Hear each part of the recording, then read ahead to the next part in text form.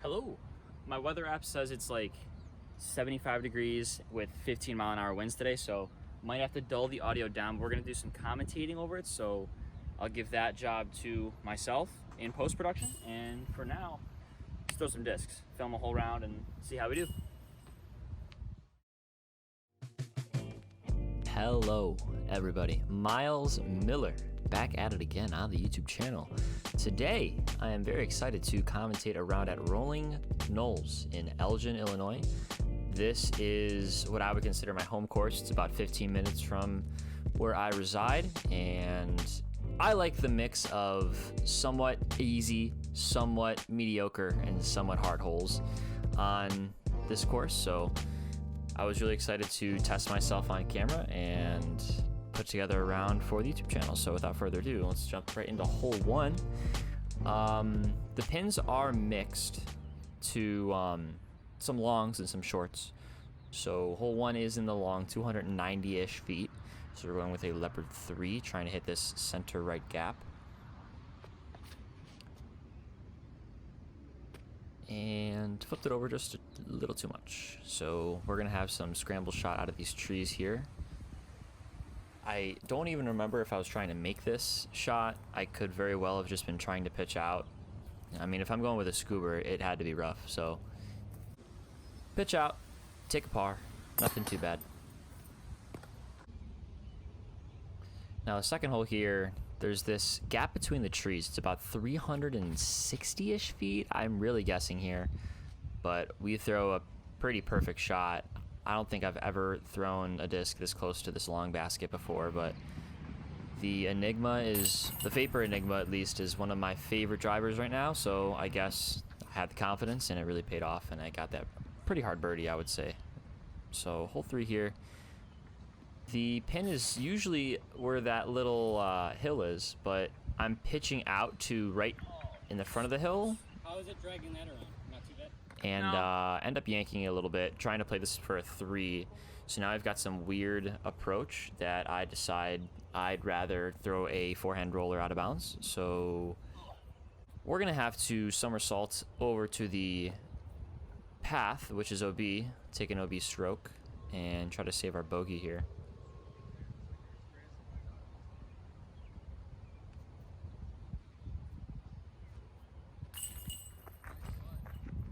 And not really the ideal way to bogey the hole, but I mean, that got my blood pumping, not gonna lie. So hole 4 now, even as of this far.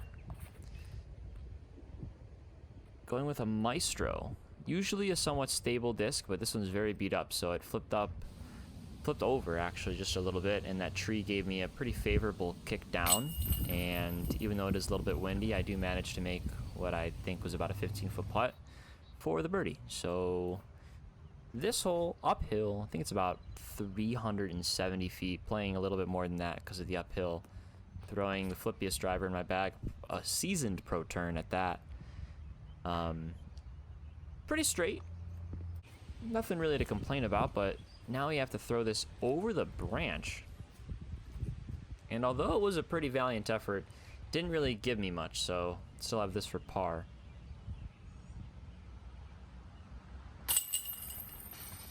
And that's all she wrote for that one. Par on that one's not bad. I don't think I've ever birdied that one from the long position.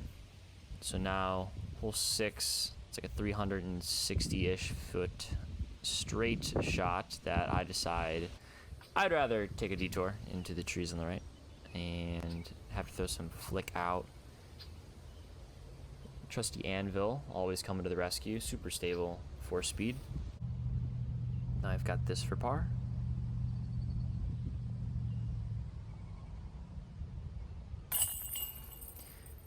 Bada bing, bada boom. Going on a hole 7 now, 1 under par.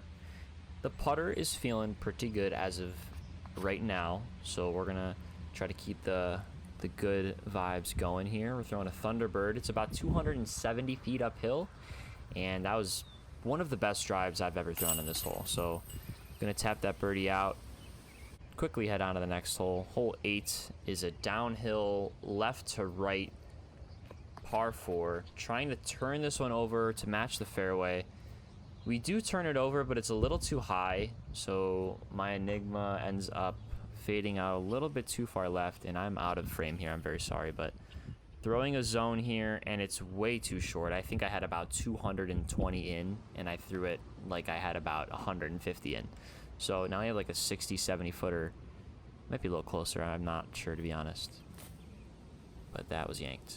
So yeah, the second try was not much better than the first. So we're going to end up having a par putt that we do make. Not too bad. Now, this is one of my favorite holes, hole 9, downhill about 550-ish feet, I think. Maybe a little longer, not sure.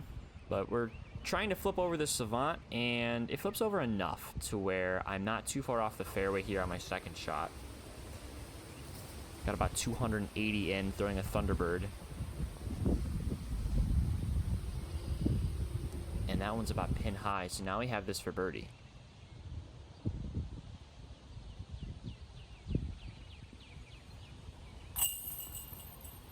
Yes, sir. Putter was feeling very good, especially after that one. Now it's feeling amazing. So back to the pro turn. Hole 10's a uphill. Not sure on the distance. I think it's about another 550-foot hole. But the uphill really, really makes it play a lot farther than that. So have a Thunderbird in. I think I'm about 260 feet, not accounting for the elevation change. We end up getting it right to the foot of the hill. Not too bad, but this is a very scary putt. It's a drop off right behind here, so we're taking our time.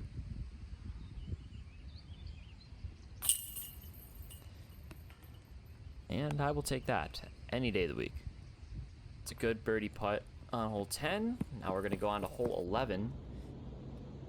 This is a new addition to my bag, a Star Line. Hasn't been in the bag for more than a month. But in these winds, it flips up pretty beautifully.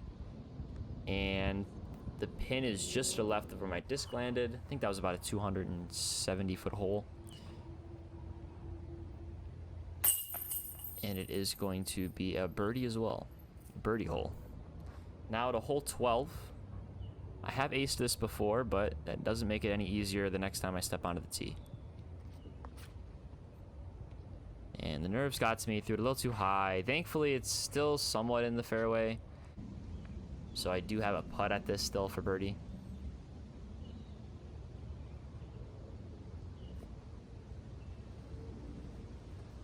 And a little left, but we'll manage.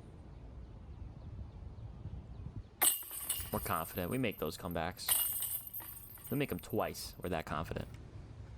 So now, on to hole 13. One of my favorite holes on the course because there's so many different lines to throw, but we're going right up the middle. It's about a 200-foot hole, if even that. The judge is a little short, but that's not bad. And this is one of the weird lines. Grenade hyzer line for the short pin is fantastic. And if the long pin is in play, you just go actual hyzer. But back to this birdie putt.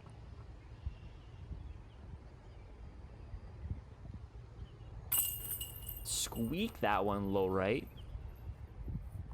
Not usually where I'd want the disc to go, but if it's in the basket, I won't complain. So back to the Warden. Little turnover line here for a 260-foot hole. Actually, it's playing a little shorter than that. It's in the short position. I forgot about that. Probably about 240 feet. So we blast it past and taking our time on this birdie putt.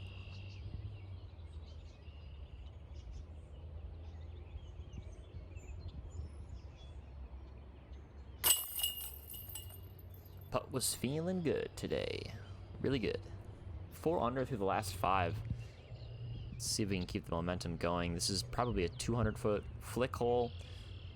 Nothing too weird. It's just blind. That's the only weird part about this one. And I throw it right on my line. It felt really good. And we get up and it's just a little short.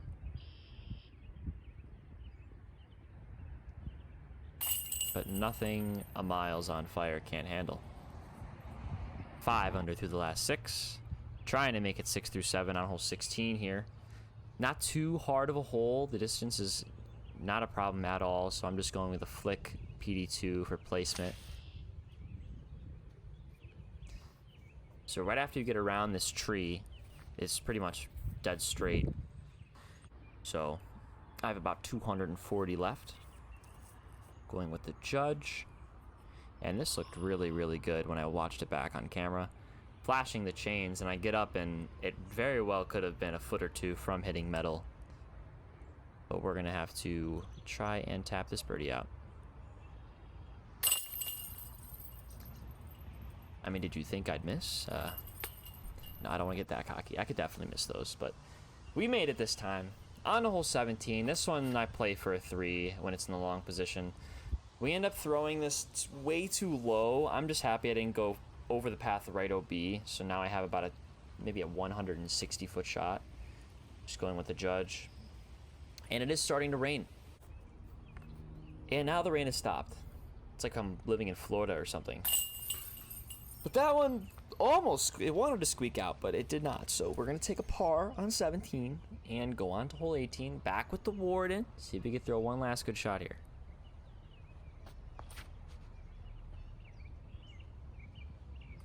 Nope, the 230 foot dead straight hole was just a little too hard for me. So I end up somehow going through all the trees and having this straddle putt out from about circle's edge.